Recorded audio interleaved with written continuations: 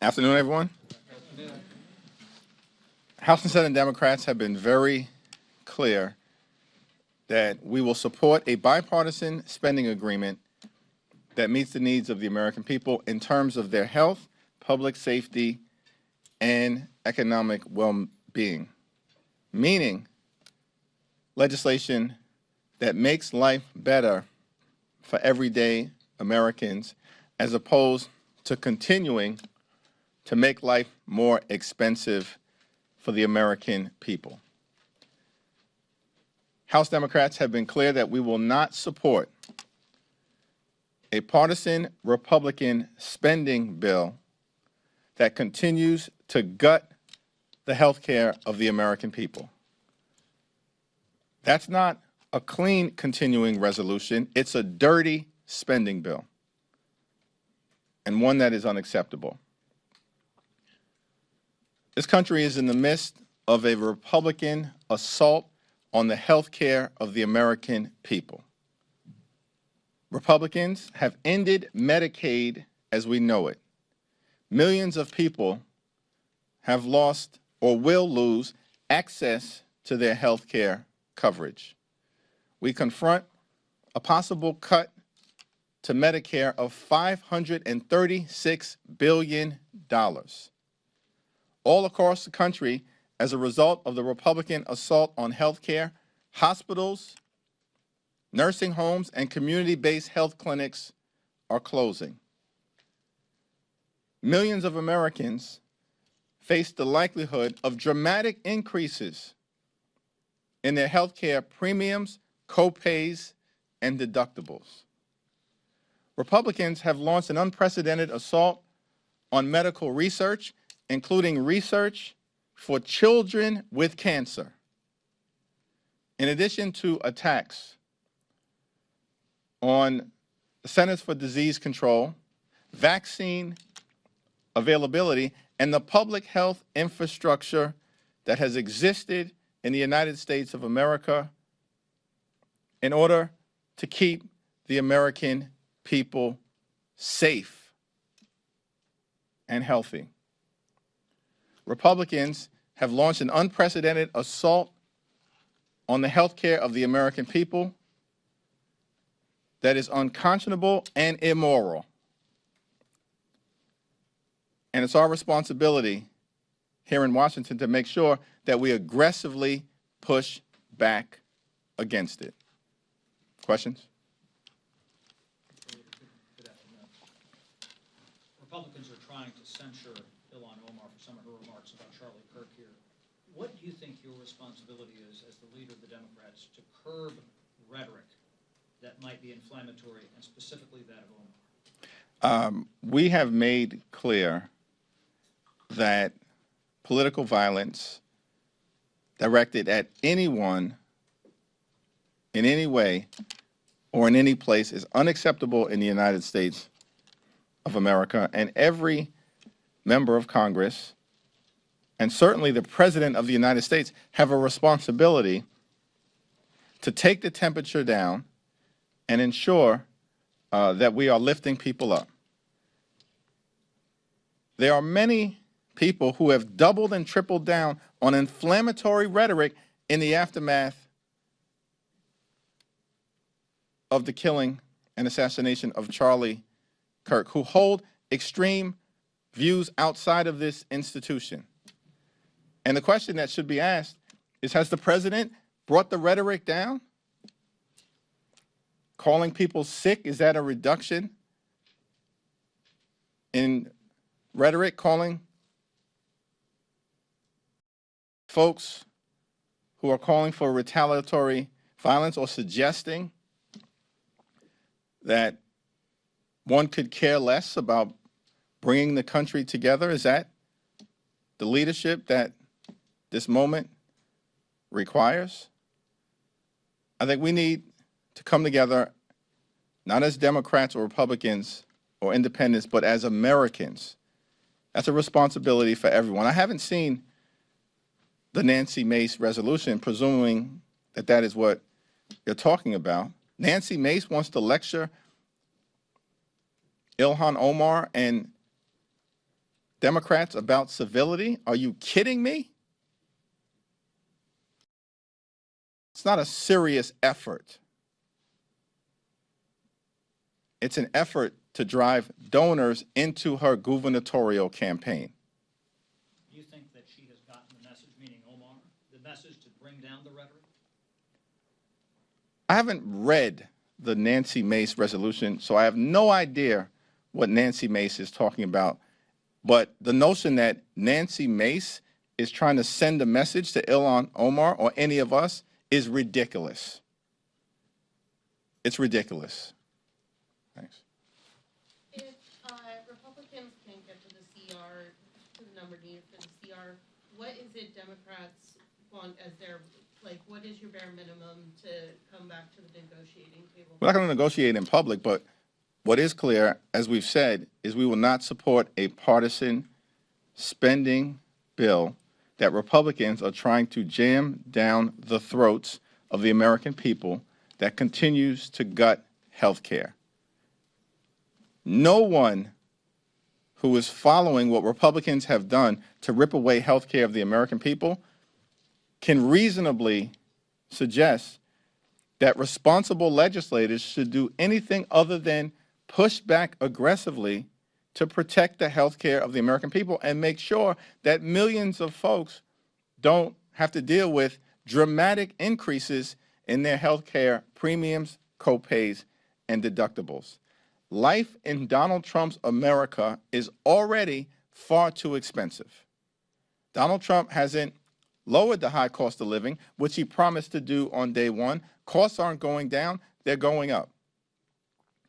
And Republicans have set in motion dramatic increases in the health care expenses of the American people, and Democrats are fighting hard to reverse it.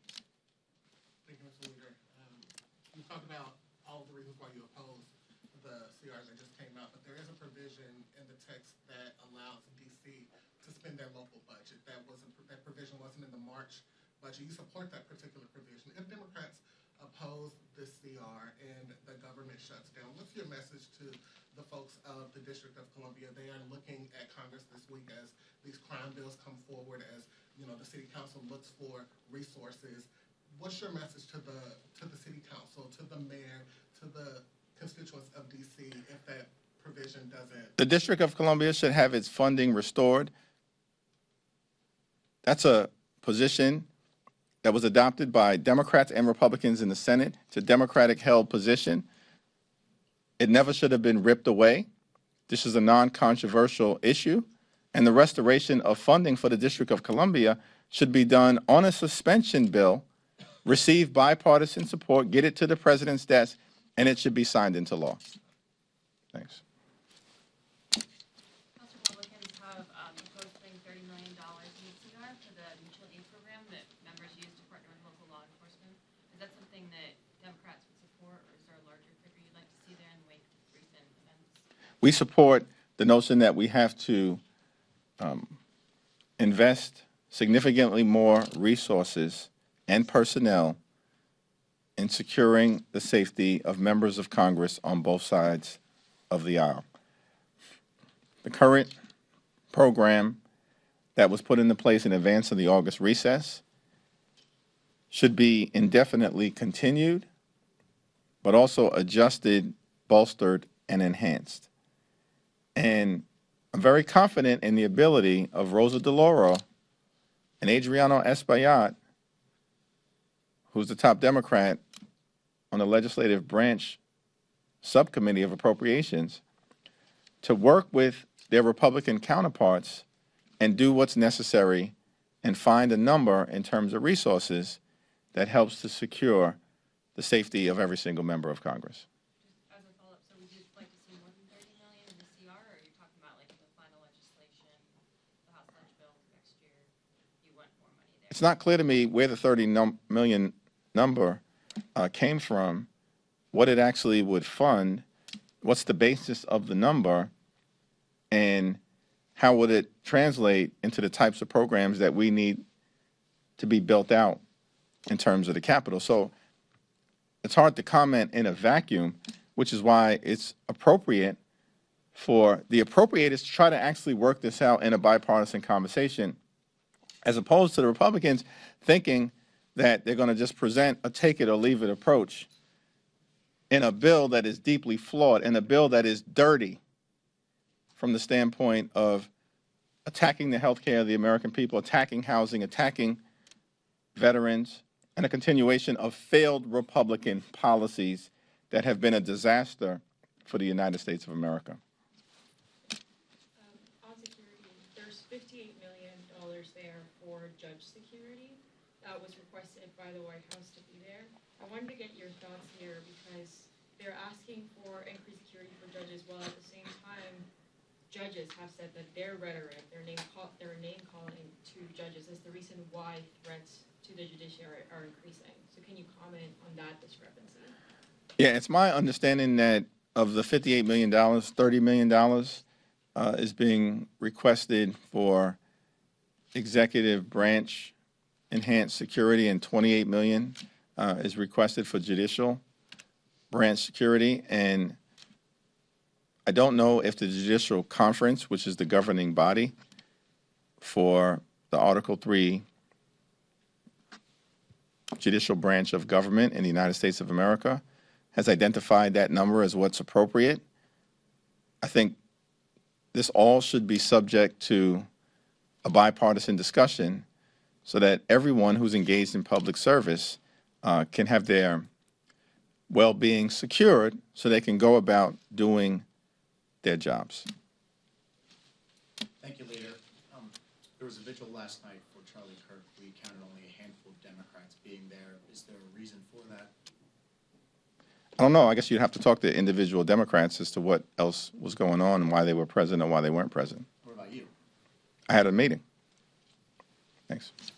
Question on the CR. Are Democrats going to produce a concrete, proposal of your own, sort of a list of, either a list or legislative text of what you want to see in the CR? What we've made clear is that Republicans, including as a result of the one big ugly bill, but not limited to that toxic piece of legislation, have engaged in a massive assault on the health care of the American people. That is objectively verifiable. Nobody can argue with that. And it's unacceptable, and it needs to be reversed. We've been very clear on that.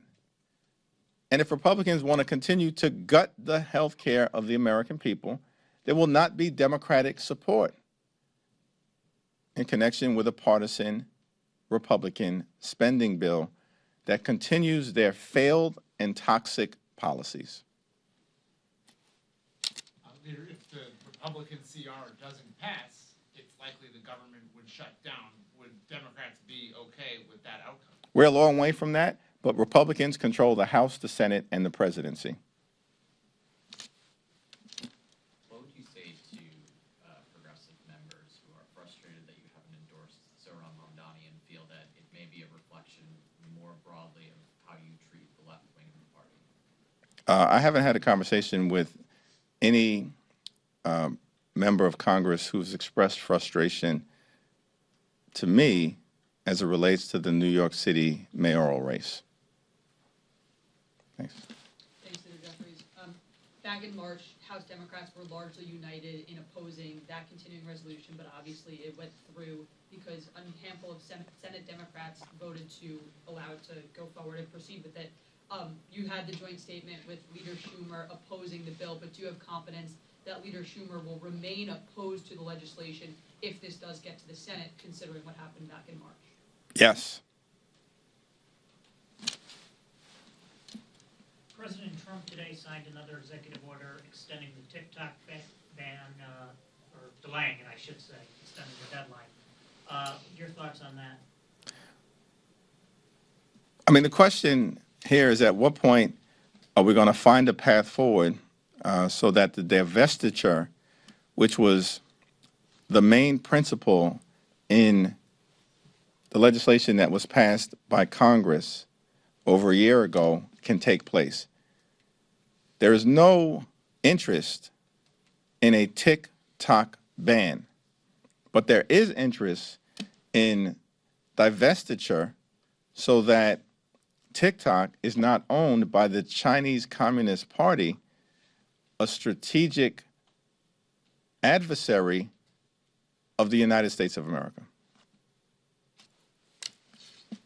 Can we expect to see any kind of Democratic alternative in the House or Senate to the CR legislation? We'll cross that bridge when we get to it. On Mamdani again, can you share at all like your time frame or like what you're weighing as you think about this decision? And I know you said no one's expressed frustration to you, but Senator Chris John Holland last weekend sort of called you out and other members of the New York delegation. So what's your response to that? I think we had a response to that. Thank you, Mr. Leader. Could you speak to your positions on the two DC crime-related bills that are getting a vote later this afternoon? Those aren't bills that are serious efforts to address public safety in the Washington, D.C. area, and it's not my expectation to support them.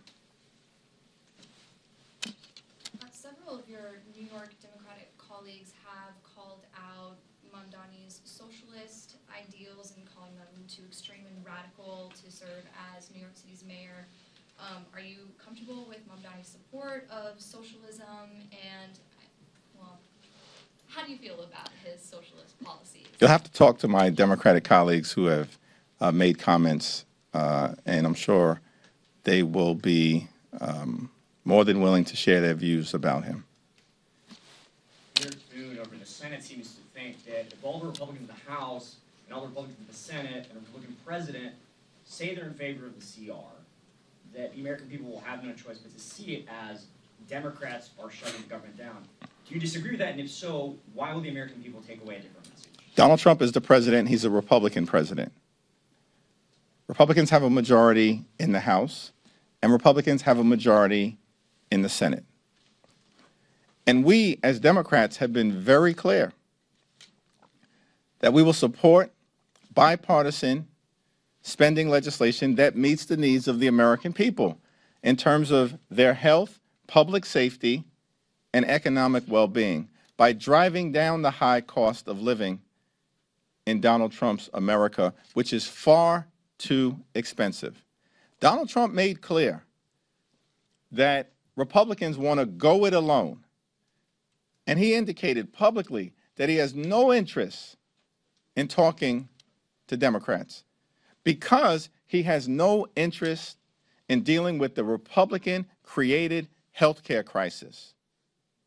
Republicans have devastated Medicaid, are going after Medicare. Their behavior has resulted in the one big ugly bill that will close hospitals, nursing homes, and community-based health clinics all across the country, including in rural America. The Republicans are unwilling to extend the Affordable Care Act tax credits, which will result in dramatically increasing the premiums, copays, and deductibles of at least 20 million Americans. As a result of the Republican assault on health care in the United States of America, health care premiums for tens of millions of people who are on private insurance are going to skyrocket as people receive notices over the next several weeks. And as we approach open enrollment on November 1st, Democrats are going to continue to stand on the side of the health care of the American people, and Republicans are clearly trying to gut it. That's the battle line that has been drawn. And there is an opportunity for Republicans to reverse course and actually do something about the health care crisis that they have created, including by enacting the largest cut to Medicaid in American history and devastating their own constituents, including in rural America. You talked about open enrollment on November 1st. There's a lot of people who worry that waiting until the end of CR November 21st is going to be too late to negotiate ACA subsidies, and that it needs to happen sooner. Can you talk about the timing of this and why it can't be a separate negotiation, why it has to be something that's now? It's our view that we have to resolve this issue sooner rather than later because of the fact that notices are going to go out in a matter of weeks to millions of Americans who will be shocked by the fact that their health care premiums are about to skyrocket, in some cases by tens of thousands of dollars. And the open enrollment period will start on November 1st, which is why this has to be resolved sooner rather than later. The thing that's interesting is that Republicans have put forth a partisan spending bill that fails to address the fact that tens of millions of Americans are about to experience dramatic increases in their health care premiums and have done nothing about it because they could care less. They don't give a damn about lowering the high cost of living in the United States of America, but Democrats do. And that's why we've drawn a line in the sand as it relates to defending the health care of the American people and refusing to back partisan Republican legislation that will gut the health care of everyday Americans. The Republican partisan spending bill that they introduced is not clean. It's an attack on the health care of the American people that is continuing, and it's a dirty piece of legislation. Thank you.